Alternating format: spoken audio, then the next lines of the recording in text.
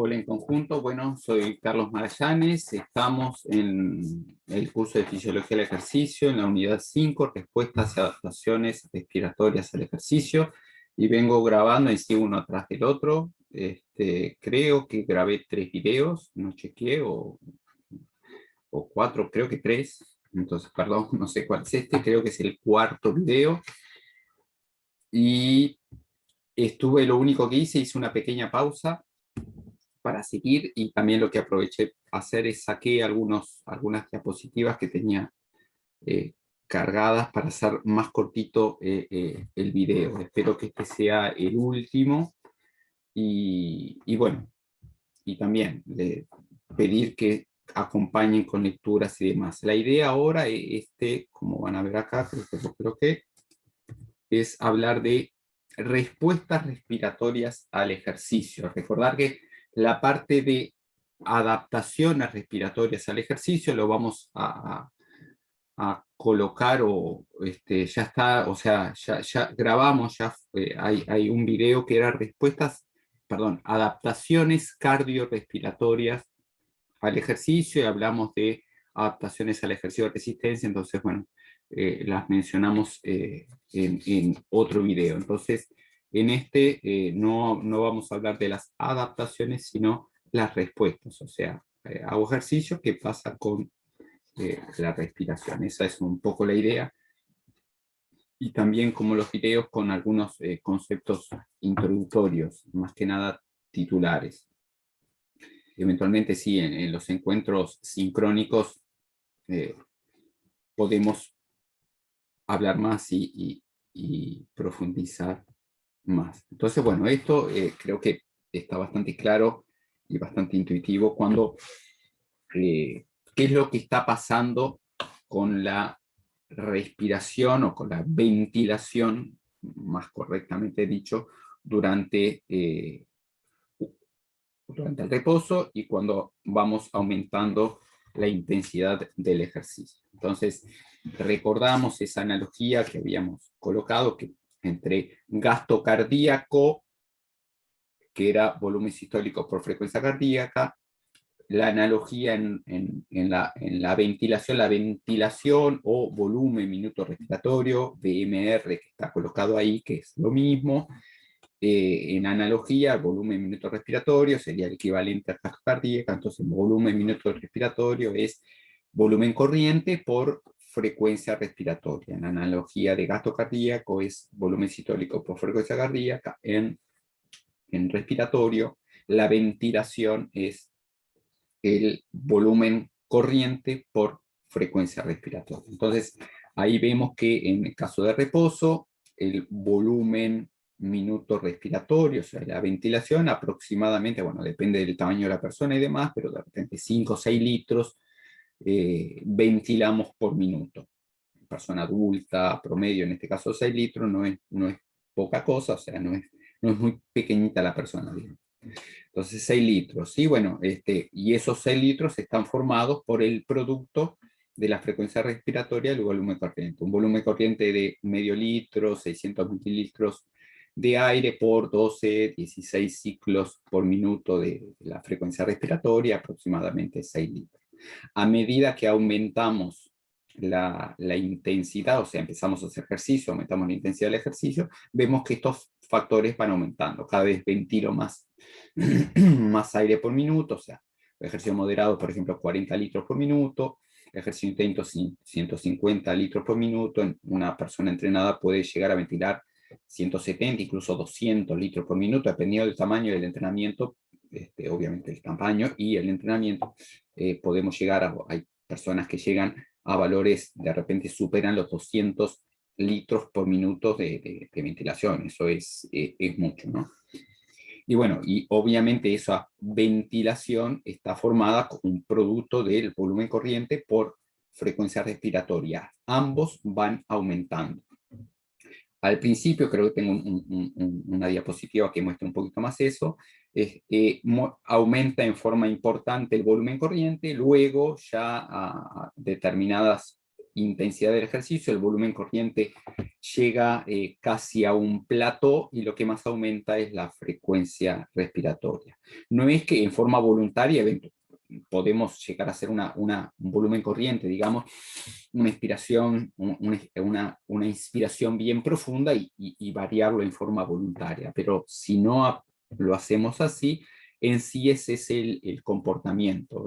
A medida que aumenta la intensidad del ejercicio, al principio aumenta tanto la frecuencia respiratoria como el volumen corriente, fundamentalmente el volumen corriente aumenta de forma importante. A medida que vamos aumentando la intensidad de ejercicio, ya hay intensidades importantes, el volumen corriente tiende a una cierta meseta y sigo aumentando la ventilación por el aumento de la frecuencia cardíaca.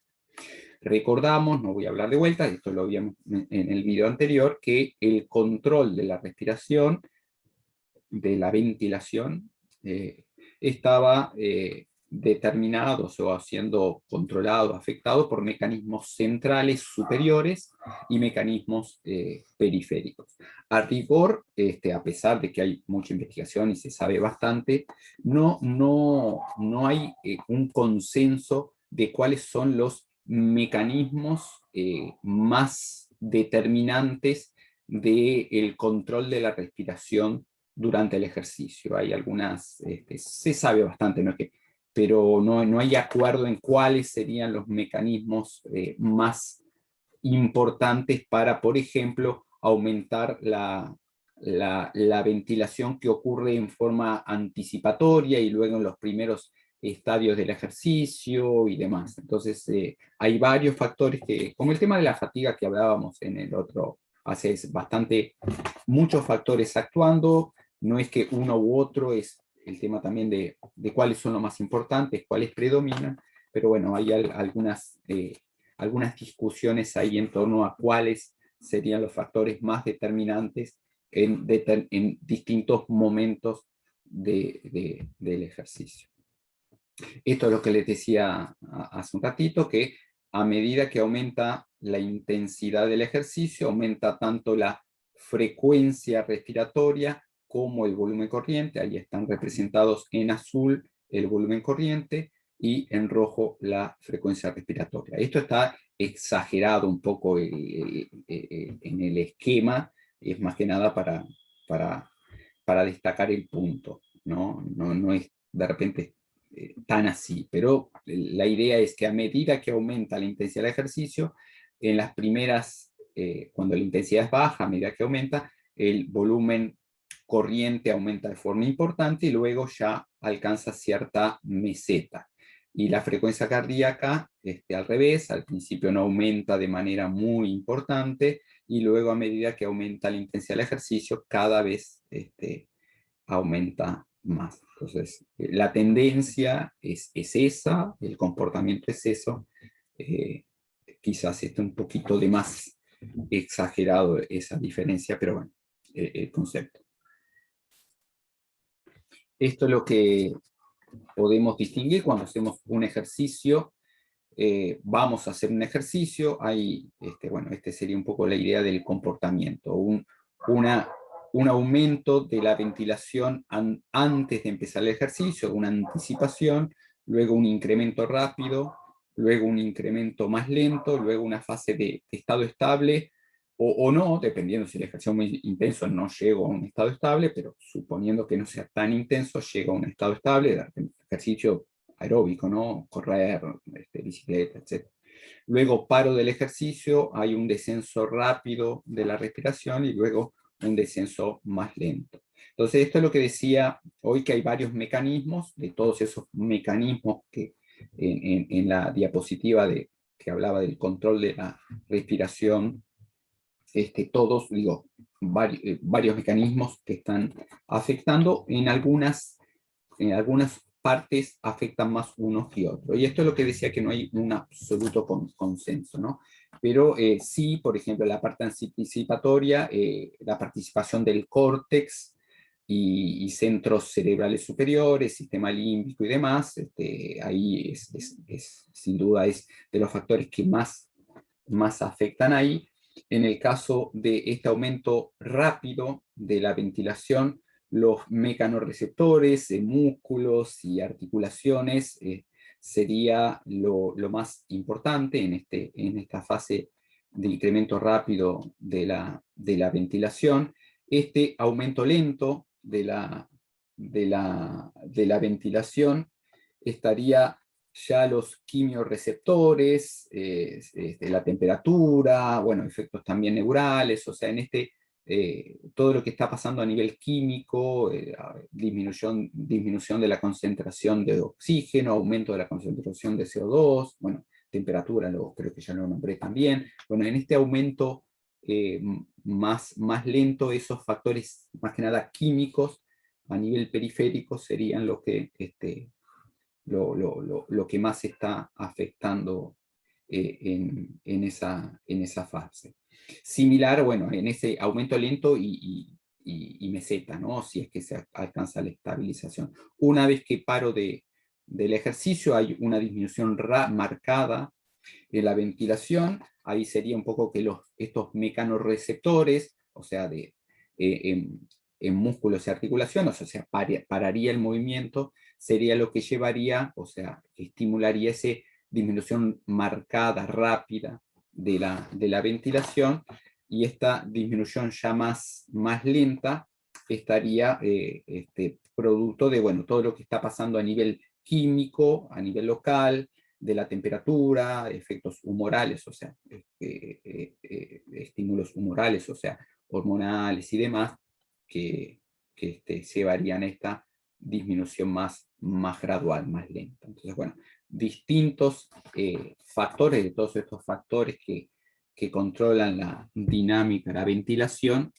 algunos tienen mayor impacto en ciertos momentos de, bueno, antes del ejercicio, en el comienzo del ejercicio, en la fase de estado estable y cuando paro el ejercicio. Bueno.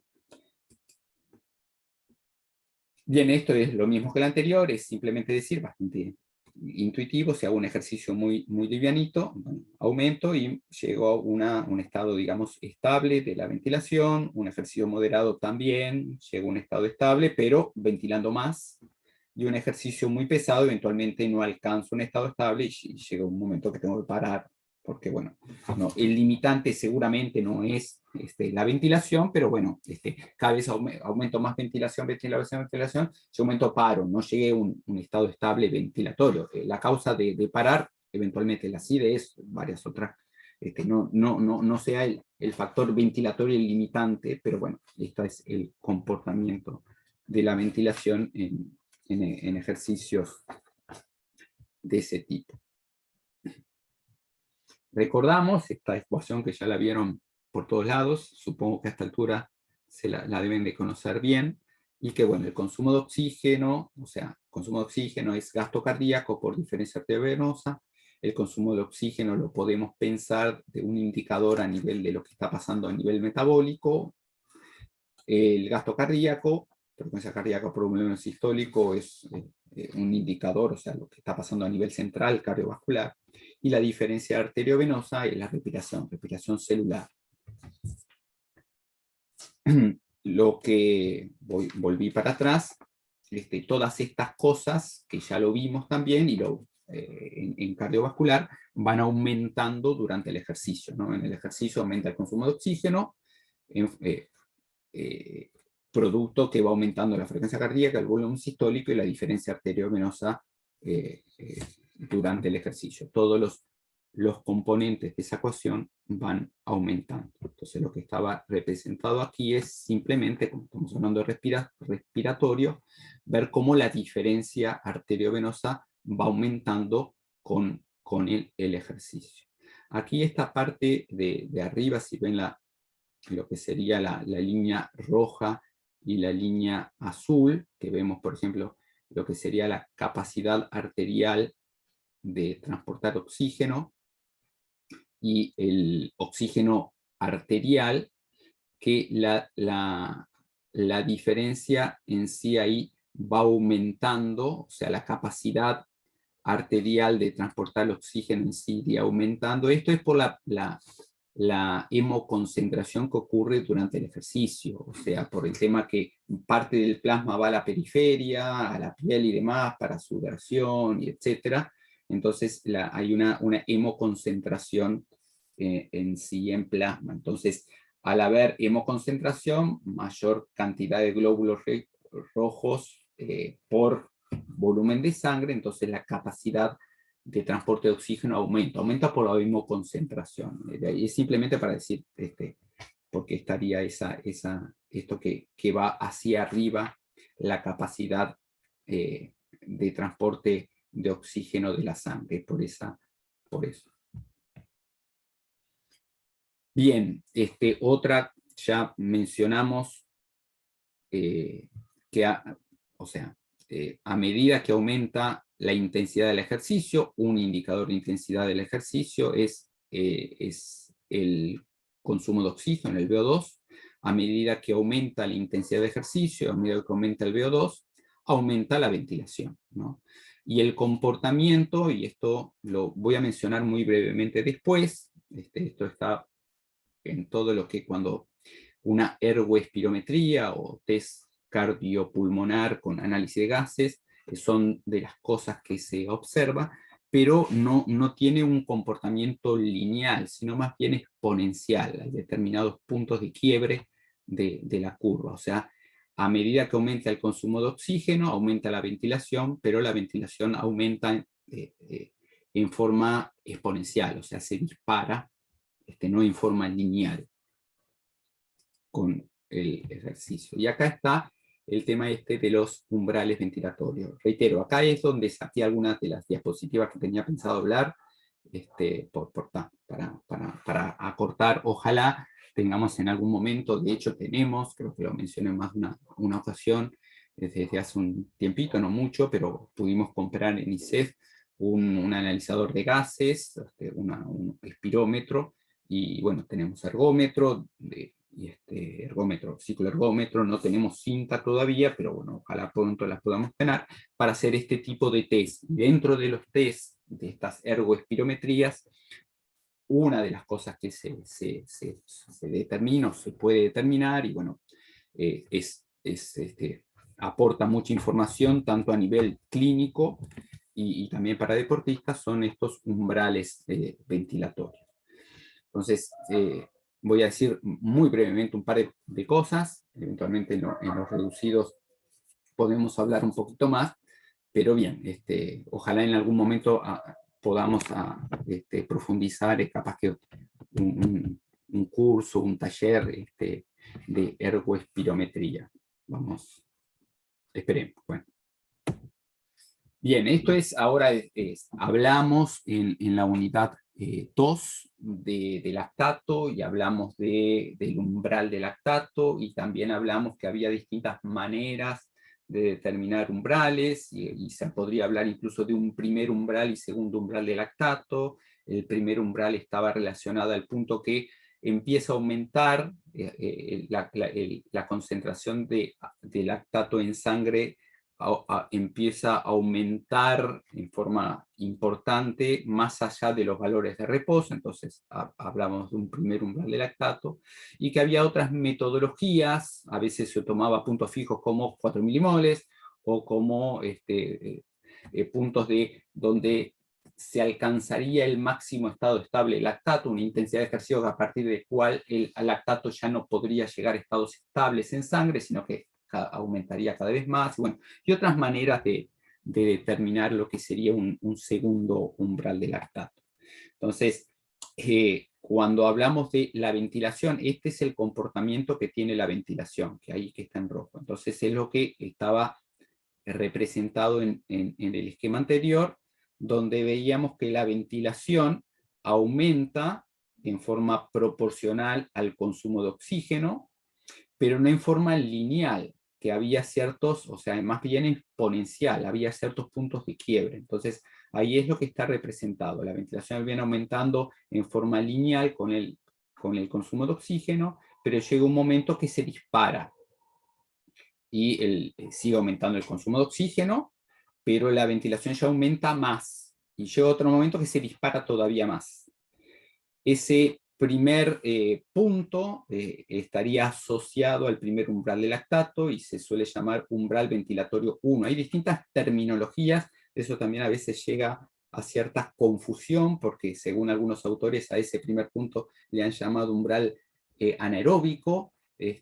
Ahora hay un cierto consenso en llamarle umbral ventilatorio 1, que estaría asociado a ese primer umbral de lactato, y un punto umbral ventilatorio 2, otros autores le llaman punto de compensación respiratoria, y bueno, hay hay unas confusiones a veces a nivel terminológico, pero actualmente se tiende más a llamarle umbral ventilatorio 1 y umbral ventilatorio 2, y quitarle los otros nombres, y ese segundo umbral estaría asociado a, por ejemplo, a ese máximo estado estable de lactato, y bueno, y no es el único factor. Una explicación simple sería, hoy habíamos visto que un factor que determinaba la ventilación era el CO2, ¿no? El CO2 es no únicamente, pero el CO2, hay otros. Si veíamos el control de respiración, habíamos visto que había quimioreceptores, había receptores de mecanorreceptores, control de centros superiores y demás, varios aspectos afectan la dinámica ventilatoria, pero el CO2 es uno de los más importantes, y la acidez. Entonces, un poco la explicación, esa asociación del umbral de lactato con el primer umbral ventilatorio estaría dada cuando nosotros estamos haciendo un ejercicio predominantemente aeróbico. El CO2 es CO2 celular que está producido en ciclo de Krebs, fundamentalmente, ¿no? Ese es el CO2 que está estimulando la ventilación.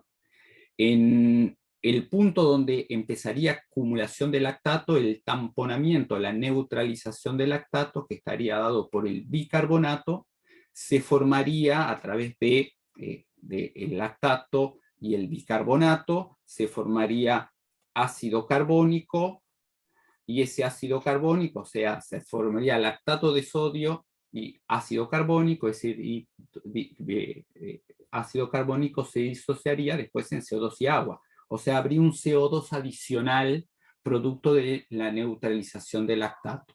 Entonces, este CO2 adicional, que habría además del CO2 ciclo de Krebs, este CO2 que se produciría por el tamponamiento del lactato, sería un CO2 adicional. A veces se le menciona para diferenciarlos, CO2 respiratorio, del ciclo de Krebs, y CO2 metabólico, CO2 por tamponamiento de lactato. Entonces ese CO2 adicional sería lo que estaría haciendo ese quiebre en la ventilación, que se dispararía más la ventilación. Y ese segundo quiebre, donde todavía se dispara más, sería un poco explicado por los mecanismos de tamponamiento a través de carbonatos. Ya estarían llegando a su máximo, ya se saturan. A partir de ahí, no hay manera. Entonces ahí habría un segundo quiebre. Entonces estaría esa asociación entre el primer umbral de lactato y ese estado de superación de ese punto donde ya no se puede alcanzar ese estado estable de lactato, sino que se dispara cada vez más. Esto es una manera muy simple de haberlo explicado, porque hay otros montón de factores que también interfieren, y entonces, es simplemente, creo que para decir que hay asociación. De hecho, y pequeño paréntesis, hay personas que tienen determinada enfermedad, por ejemplo, la enfermedad de Macarle, justo que tienen deficiencia en la enzima que rompe glucógeno. Entonces su metabolismo de la glucólisis rápida está complicado. Entonces en esas personas se ve, primero tienen dificultad para ejercitarse y demás, pero se ve que, por ejemplo, el lactato no aumenta en sangre, o aumenta muy poquito. Entonces no se ven umbrales de lactato, pero en cambio tienen umbrales ventilatorios. Entonces ahí la idea sería, si el lactato es lo que a través del lactato sería explicable los umbrales ventilatorios, ¿cómo es que hay personas que no presentan umbrales de lactato, pero sí presentan umbrales ventilatorios? Entonces esto para decir que no es el único factor, este CO2 metabólico que se produce del tamponamiento del lactato, que estaría explicando la ocurrencia de los umbrales. Hay otros factores también implicados, ¿sí? ¿No? Deshidrógenos, y bueno, y otros que están ahí descritos cuando vimos el gráfico ese de los factores que afectan el control de la respiración. Pero bueno, es decir, y terminar con esto, hay una asociación entre umbrales de lactato y umbrales ventilatorios, aunque la asociación no es perfecta, no es causa-efecto directo uno del otro. Podríamos estar pensando si decir algo más o no, pero bueno, quedo por acá y cualquier cosa en los reducidos ampliamos un poquito más. Pero bueno, decía, tanto para efectos clínicos como para el entrenamiento de deportistas, la determinación de estos umbrales tienen su importancia. No solamente esto es lo que se puede hacer con una ergospirometría, también se puede estimar si se consumen más grasas o carbohidratos, y etcétera, etcétera, ¿no? Pero esta información, o toda la información que brinda una ergoespirometría, tanto aspectos clínicos como del entrenamiento de deportistas, es una información muy, muy rica, ¿no?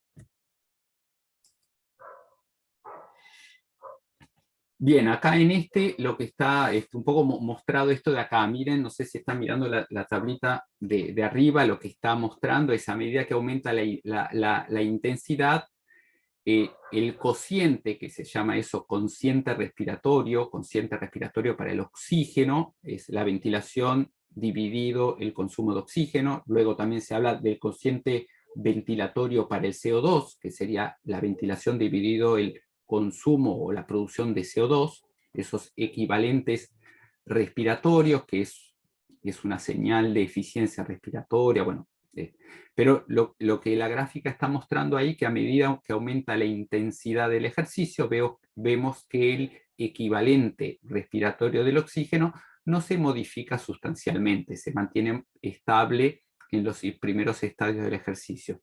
Pero llega un momento donde aumenta la intensidad y se disparan el equivalente ventilatorio. Esta es una de las metodologías para determinar los umbrales, el primer umbral y el segundo umbral ventilatorio. Esto es lo que está mostrando ahí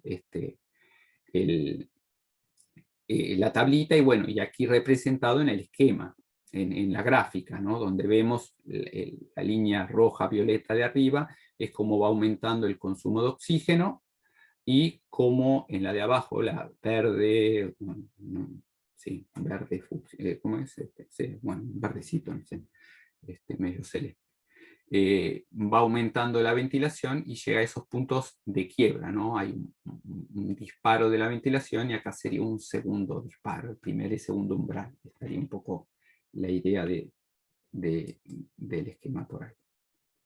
Entonces, bien, bueno, ahí dice, no estoy viendo porque me está tapando lo que tengo arriba, ustedes no lo ven lo que yo tengo arriba porque están las herramientas ahí de Zoom, equivalentes respiratorios, ¿qué es eso, no? La ventilación partido por el consumo de oxígeno y la ventilación partido por el consumo, la producción de CO2. Esos son los equivalentes respiratorios para el oxígeno y para el CO2. Bueno, es la relación cociente entre ventilación y consumo de oxígeno, y entre ventilación y producción de CO2. Indican economía respiratoria, de repente el equivalente respiratorio para el CO2 es todavía más importante en esto de la economía respiratoria. Bueno, en reposo, el equivalente respiratorio para el oxígeno oscila entre 23 y 28 litros de aire ventilado por cada litro de oxígeno por minuto. En ejercicio máximo se dispara. También el equivalente respiratorio para el CO2 también tiene un comportamiento similar, no en los mismos momentos, pero también se dispara. Bueno, en ejercicio máximo, el equivalente ventilatorio o respiratorio para el oxígeno llega alrededor de 30 litros de aire ventilado por cada litro de oxígeno por minuto. Obviamente depende de la persona, el entrenamiento y demás.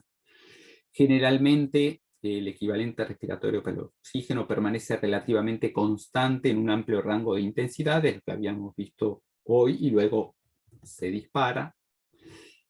Y bien,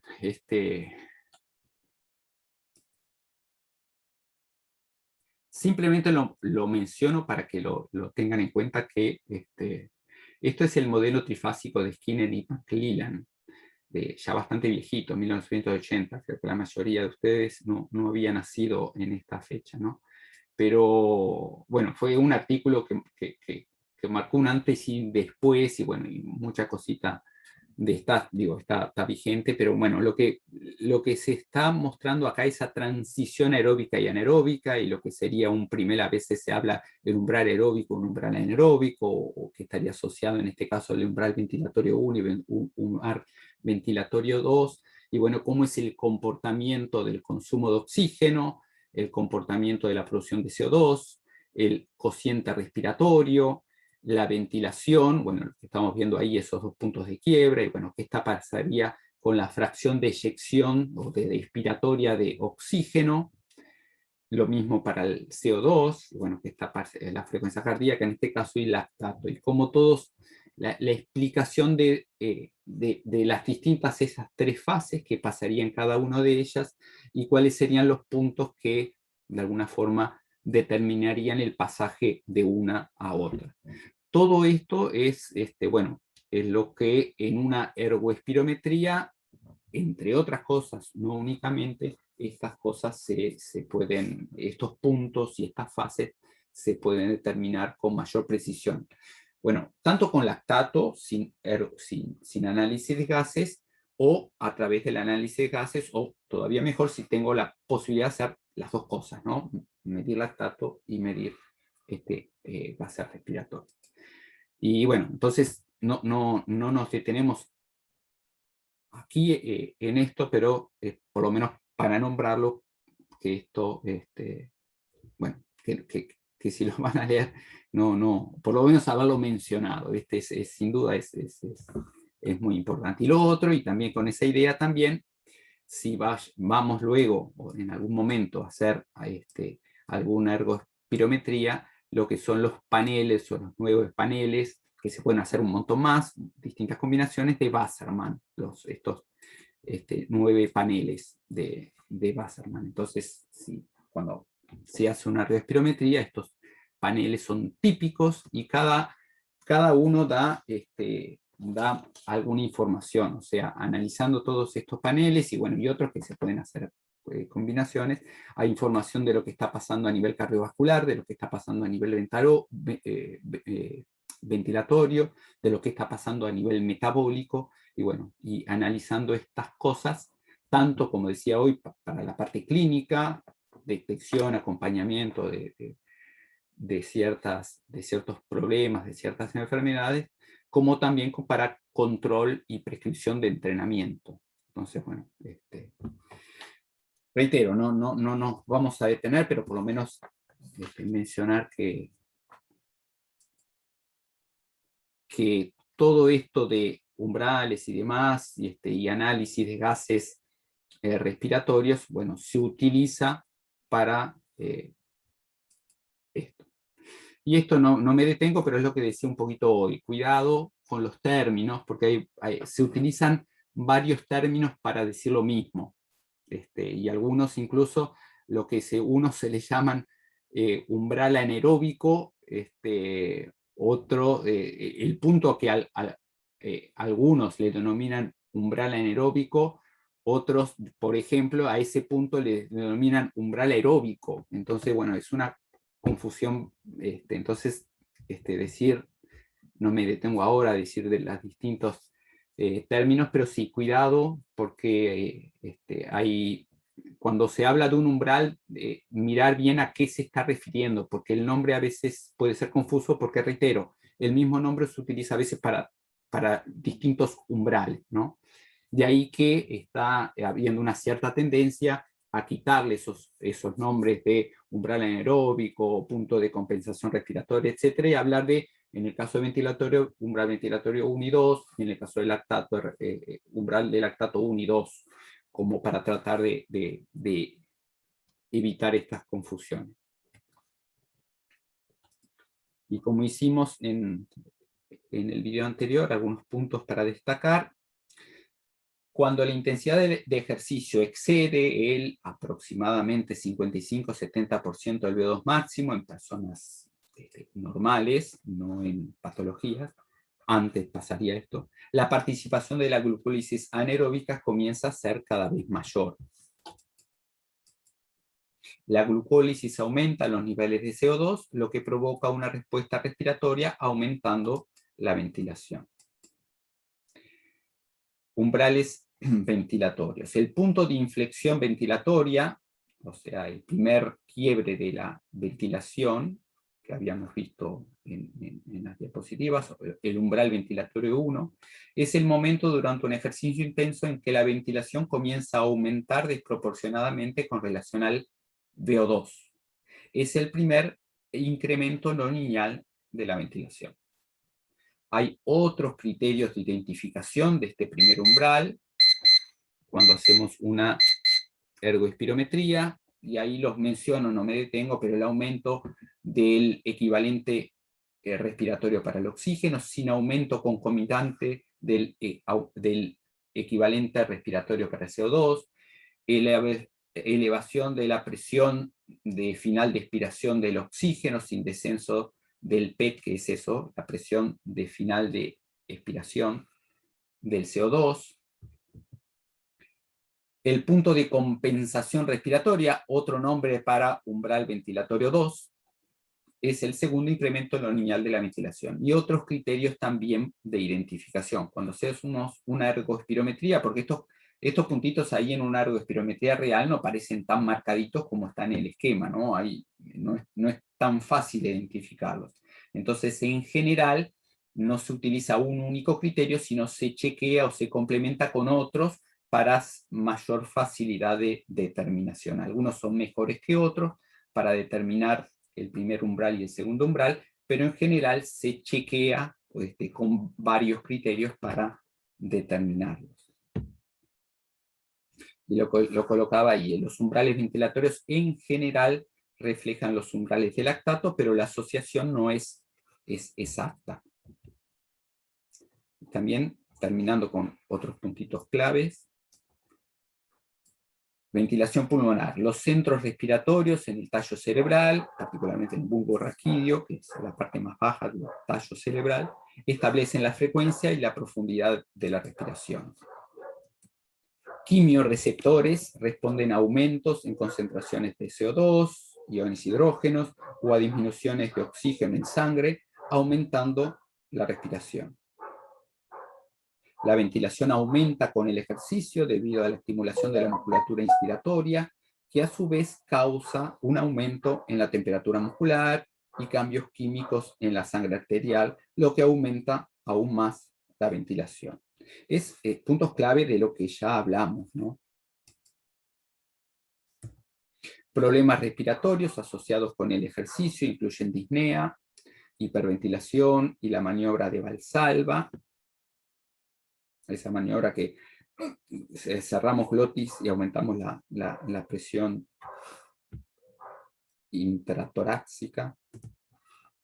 Durante el ejercicio, o sea, durante ejercicio leve en estado estable, la ventilación es paralela al consumo de oxígeno. El umbral ventilatorio 1 es el primer incremento no lineal de la ventilación. El umbral ventilatorio 2 es el segundo incremento no lineal de la ventilación. El umbral ventilatorio 1 y 2 están asociados a los umbrales de lactato, aunque la relación no es exacta, ya lo habíamos dicho recién. Y creo que es la última diapositiva. La pregunta es, ¿la respiración limita el rendimiento? Entonces ahí, bueno, los músculos respiratorios pueden utilizar más del 15% del total de oxígeno consumido durante un ejercicio intenso, y parecen ser más resistentes a la fatiga durante actividades de larga duración que los músculos de las extremidades. Ahora hago un par de comentarios.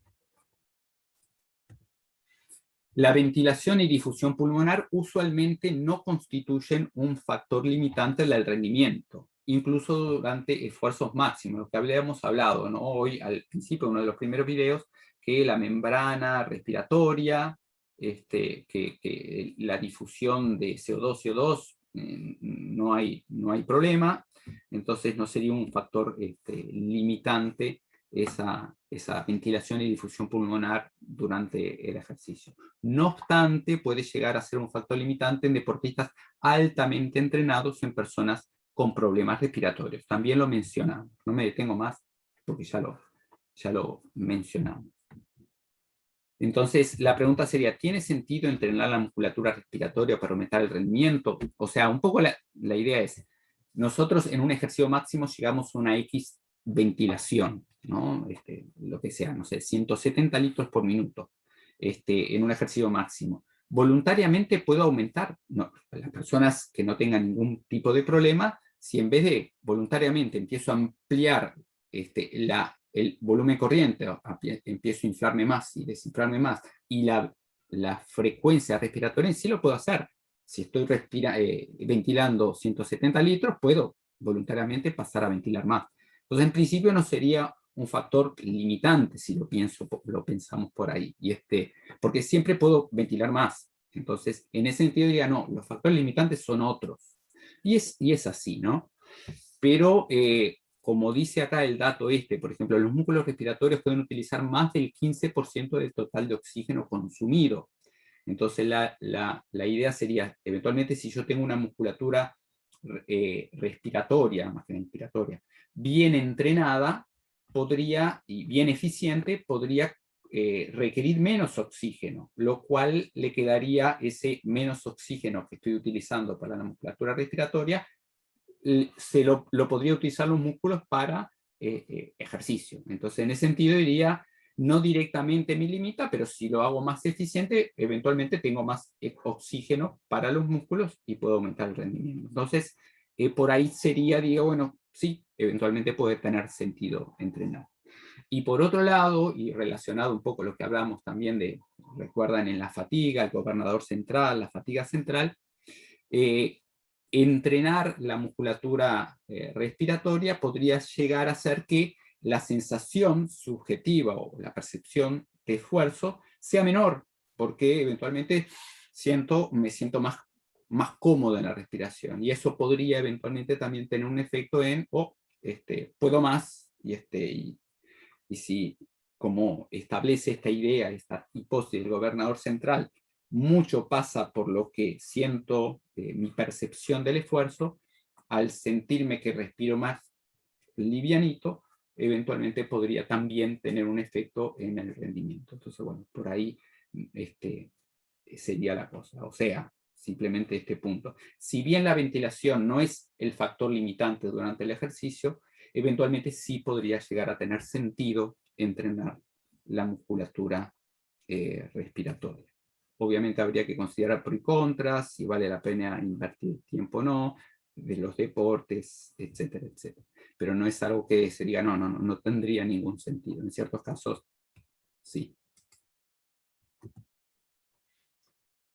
Bien, y termino acá simplemente diciendo que adaptaciones respiratorias al ejercicio no incluimos aquí porque ya hicimos un video donde las pusimos junto con las adaptaciones cardiovasculares, también hicimos algunos comentarios.